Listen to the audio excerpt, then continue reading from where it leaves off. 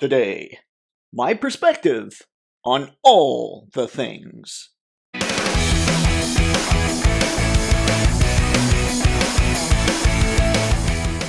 A couple days ago, I had somebody comment to me on Twitter, just basically thanking me for the way that the page is, the fact that it's fairly drama free, the fact that it's pretty lighthearted and positive. And by the way, if you haven't subscribed to the Toypixx Twitter page, you should check it out. It is a lot of fun. It's crazy. But I wanted to let everybody know that's not necessarily what I set out to be when it comes to social media. In fact, if you've been following the channel for a long time, you know that I've said some things that weren't very complimentary. The ones that really stand out to me are basically calling out Hasbro for the Engine of Vengeance, not for all the other reasons, but because hiding Mephisto behind that paywall that goes beyond marketing. That's just being tool bags. And then also when I said that McFarlane Toys, with their DC Multiverse line, it was like they'd get 70 to 80% of the way there, and then somebody at the top would just say, good enough, ship them out. Those are probably the harshest things that I've actually said when it comes to anything toy related. But I have to say, the reason that the Toypixx channel is fairly lighthearted, and the reason that a lot of what I do on social media is fairly lighthearted, is because I think that's just kind of who I've become. It's weird, it's strange, but I will tell you, just as a little bit of a backstory here, I had a lot of health problems growing up, and in fact, toys, I believe, were it was when I got to go back home from the hospital. It was kind of a return to normalcy, and I'm no psychiatrist, but as far as I can tell, that's probably what has me, so I'm really into these things. But who knows? Like I say, there's no degree up there when it comes to that kind of thing, so I'm not really sure. But because I was in the hospital a lot, I developed a sense of what I felt was important, which makes it so people have a hard time relating to me, to be very honest. I decided fairly early on the only stuff that actually matters is the health and happiness of my friends and family and myself. And obviously, figures contribute to that. Everything else is it just doesn't matter. And so I see a lot of people going nuts about all kinds of things in the world, and I kind of chuckle because to me, it's absurd. It doesn't matter. So, that's kind of where I'm coming from when it comes to all this stuff. Whenever I see somebody post a picture, when I have a question on Twitter or Facebook or wherever, and say, hey, post a picture of the figure that you dig the most, or post a picture of the line that you love, or what line do you have the most figures of? Just whatever I say when I'm saying comment below with a picture. They could comment with a figure that I don't really like, but they love it, and that's what's important because it's contributing to their happiness. So I don't really get all that flustered about that kinds of things. I do make my opinion known when it comes to how I feel about certain lines, but again, just because I feel that way doesn't mean everybody feels that way. So I guess I just kind of don't take a lot of stuff seriously, and I'm a fairly lighthearted guy. Yeah. So let's get into the next topic, shall we? So when it comes to the stuff that I'm actually knowledgeable about, we'll throw in graphic design. My degree is actually painting and drawing, but not much call for somebody that does what I do in those areas. So graphic design is something I understand fairly well. I understand photography fairly well. That's one of the reasons I really dig these things, is I get to take fun photos of them.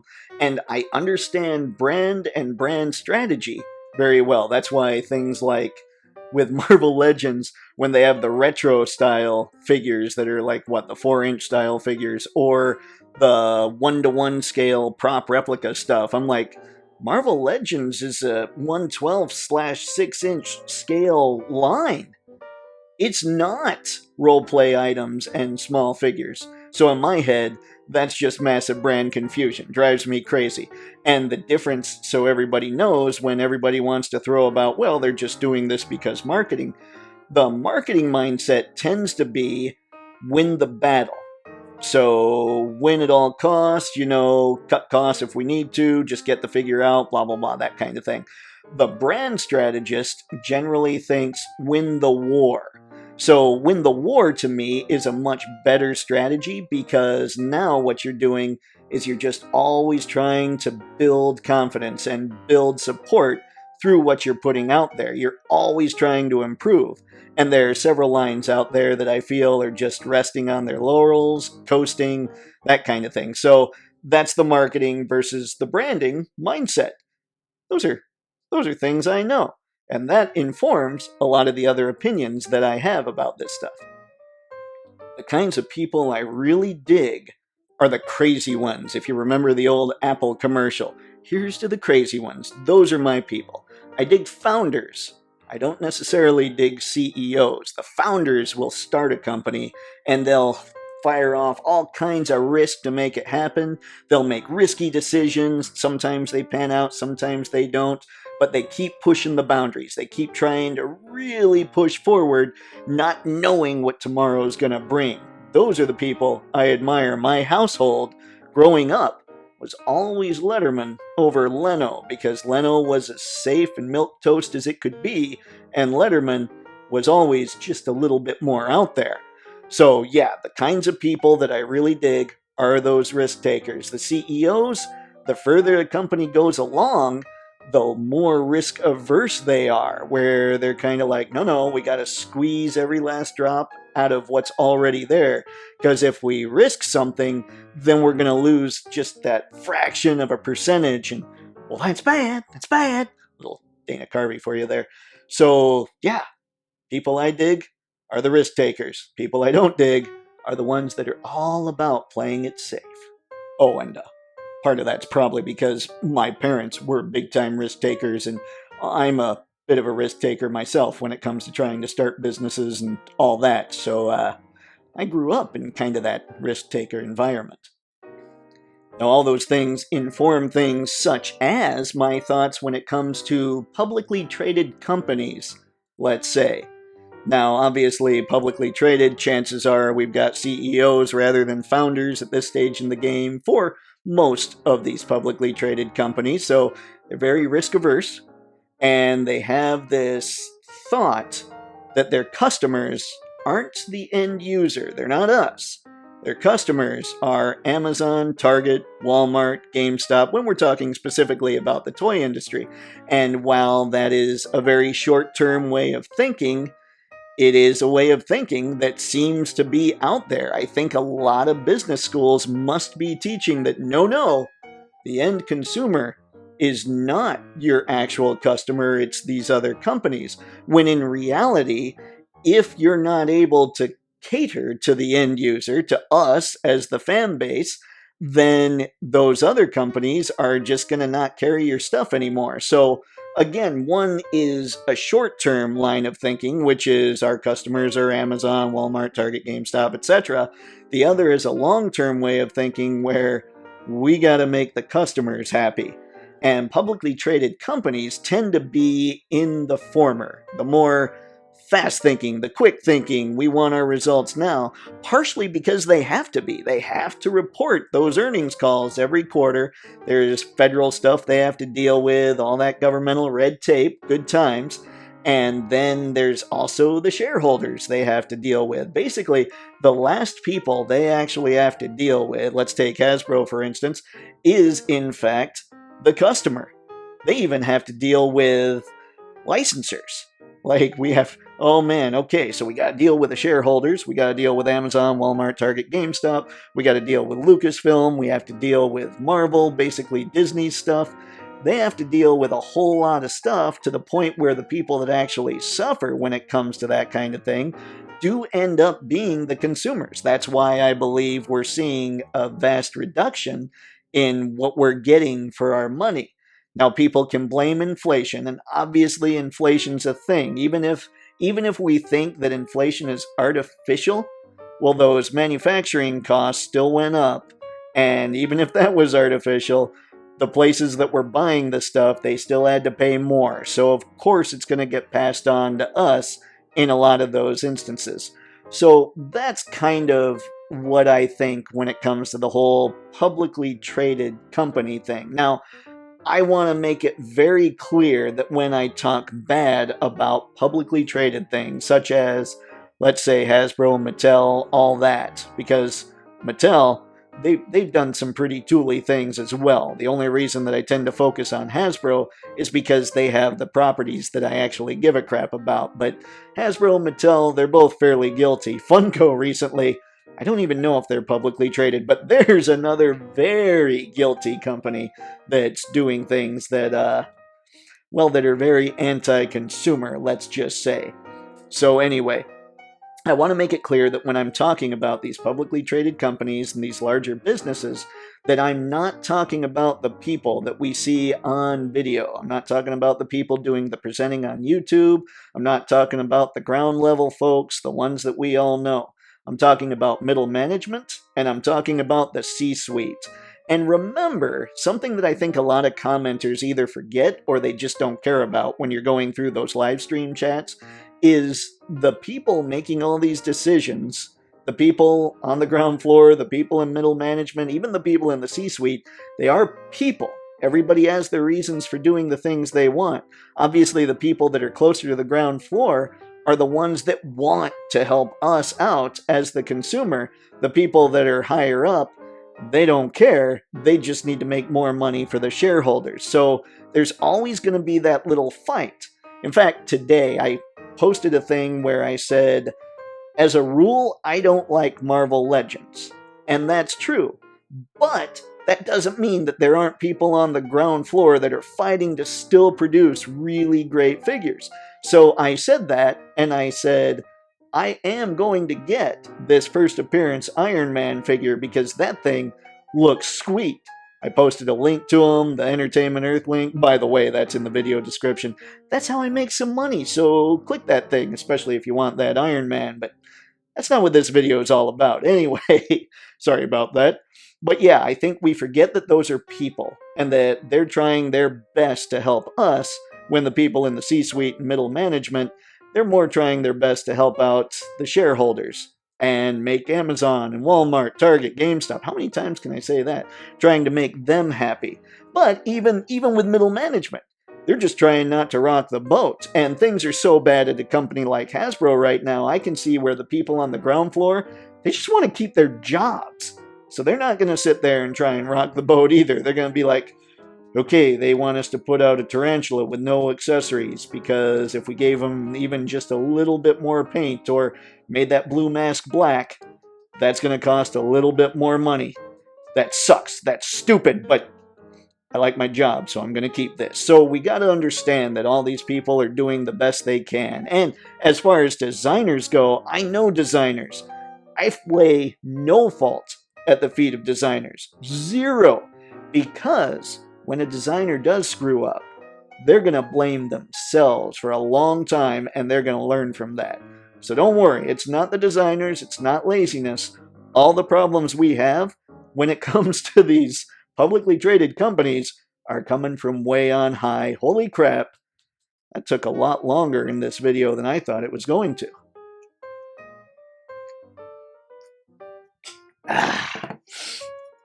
That's a lot of talking.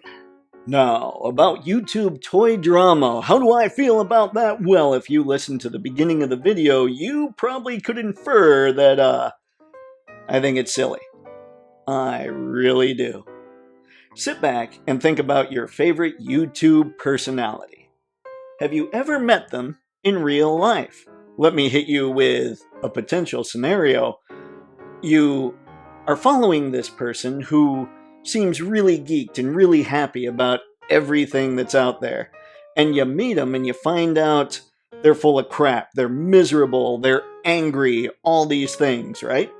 So you start to think, ooh, is this really the person that, like, which one is it? Is it the positive guy or is it the really angry guy? You don't know. And now let's say you meet the guy that seems really angry. But in real life, he's stoked to be wherever. He's just excited about life in general. The point here really is, we don't know these people, and yet the internet seems to be taking sides. We seem to be deciding we want to listen to the positive people, or we want to listen to the negative people, or which one's really negative or positive. All I can really tell you about any of that right now is the ones that people deem negative. I think they're just really disappointed in how things are going. And even the people that are deemed positive, specifically if you listen to them talk about the Black Series or Marvel Legends, they also seem disappointed, but they're buying them anyway. That's basically the difference. You have one group that's just disappointed, and the other group that's disappointed, but they're still going to give their money. And really, I think it's silly to choose a side there. You might agree with one more than the other, or disagree with one more than the other. But for us, as people just looking in, does it really matter? Is it important enough for us to take a stand or choose a side? I mean, we all have opinions, obviously. I mean, there's a reason that I don't really like a whole lot of things when it comes to publicly traded companies, as you heard earlier. But we don't know these people. So taking a side either for or against seems silly. In fact, I tend to want to listen to everybody's take. I think pretty much everybody has something to add. I'll give you an example here. Just another thing that I'm into is evolutionary biology. I like the study of health through that lens. And there's a lot of people on YouTube that talk about that, and they're fired up, they're really excited, they're charismatic, they're great presenters, they're the type of people that you watch and think, if this person is actually who they're projecting on YouTube, I could hang out with them, they're just really cool. And then you decide you're going to do the deep dive, you're going to really learn about what the science is behind everything the charismatic individual is talking about. So you click on the scientist's link on his video, and you're listening and you're just dragging on like, oh my god, I didn't need all the minutia, it's driving me crazy. But just because that person's giving you all the minutia, if you pay attention, you're going to learn more, and you might not like the delivery as much, but you're getting something out of that just as much as you got out of the charismatic person. So I think there's an importance when it comes to listening to everybody. I think, like I said, everybody has something to add. And maybe some of those opinions are more informed. Maybe some of the opinions are more consumer focused, and it's almost frustration on their end. And it can be frustration on our end as the consumer, where we were collecting a line for a long time and the line never evolved, but the prices got higher. You know, things like that that just sort of drive us crazy.